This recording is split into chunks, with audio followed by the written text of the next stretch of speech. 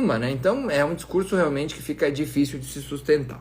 Bom, dito isso, uma das maiores perguntas que a gente tem aí é os efeitos que isso vai trazer para o Brasil, né? Então eu separei aqui, primeiro, Bolsonaro. A gente tem que lembrar que Bolsonaro agora foi convidado, né? O filho dele, inclusive o Eduardo, meu colega lá da Câmara, foi uma das poucas pessoas convidadas para estar na residência de Donald Trump, lá em Mar-a-Lago, na Flórida, para acompanhar a votação. Então ele, como representante da direita brasileira, já que o presidente Bolsonaro, que nem foi condenado a nada, teve seu passaporte retido por Alexandre de Moraes, a gente sabe que ele foi convidado então para estar na posse, e agora a gente tem uma complicação aí para o ministro Alexandre de Moraes, porque se ele libera, ele mostra uma fraqueza, coisa que ele não é acostumado a fazer. Se ele não libera, ele cria mais um embaraço internacional muito grave para ele e para os colegas dele que não liberaram. Então, o Donald Trump, a partir de 20 de janeiro, será presidente dos Estados Unidos. Já se fala em criar um cargo para analisar essas situações de cerceamento de liberdades ao redor do mundo, onde o Brasil seria um dos casos principais que os Estados Unidos iriam avaliar. O próprio Alexandre de Moraes já está bem enrascado. A gente tem, por exemplo, uma situação do Felipe Martins. Eu fiz discurso sobre isso, vocês devem lembrar. Foi o ex-assessor do presidente Bolsonaro que teria, segundo Alexandre de Moraes, segundo um ex-colunista agora do Metrópolis, estado nos Estados Unidos pós a posse do Lula aqui no Brasil. Depois foi um documento criado lá nos Estados Unidos, alguém criou esse documento que ele esteve lá.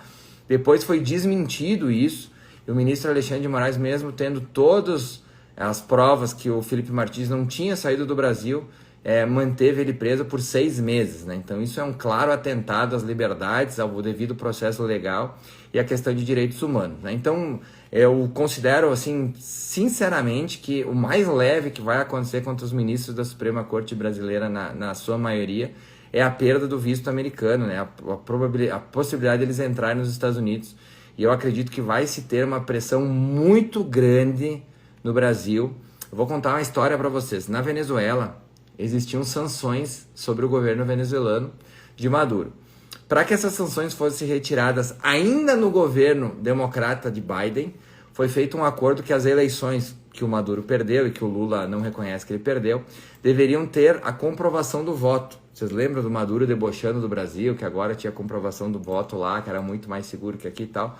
Pois é, essa imposição pode vir também nos Estados Unidos. Aí as pessoas dizem, mas os Estados Unidos vão se preocupar com o Brasil. Óbvio que vão se preocupar. O Brasil é um parceiro estratégico na geopolítica mundial. O Brasil, com o governo Lula, tem se alinhado cada vez mais ao Irã, a Cuba, a Rússia, né, a China, a países que não estão alinhados com os interesses americanos, e isso pode e vai com certeza trazer consequências para o Brasil. Estava vendo inclusive uma entrevista há pouco do Humberto Costa, um senador petista, que disse que a eleição do Lula também ela está mais difícil agora, depois da vitória do Trump. Então a gente deve ter grandes novidades nessa situação. Aí me pergunto, Marcon, o Bolsonaro vai ou não vai para a posse do Trump? A minha aposta é que vai.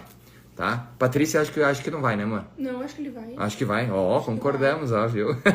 Então... Não, acho que ele vai. Então, tem um cara que botou um negócio, não sei se é verdade, mas ele disse que é possível que uma empresa americana tenha um...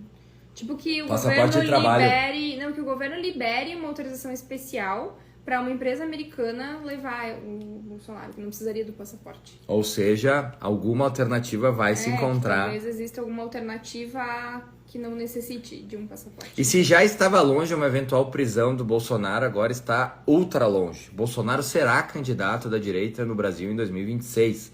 A gente já vem falando isso há quase um ano e a gente vinha reforçando que se o Trump vencesse, essa possibilidade ela aumentaria drasticamente. Então tenham certeza, conformem-se, quem não gosta do presidente Bolsonaro, você vai votar muito provavelmente no Bolsonaro em 2026, e já começam a surgir ruídos que Lula não será candidato. Uma pela questão da idade, né?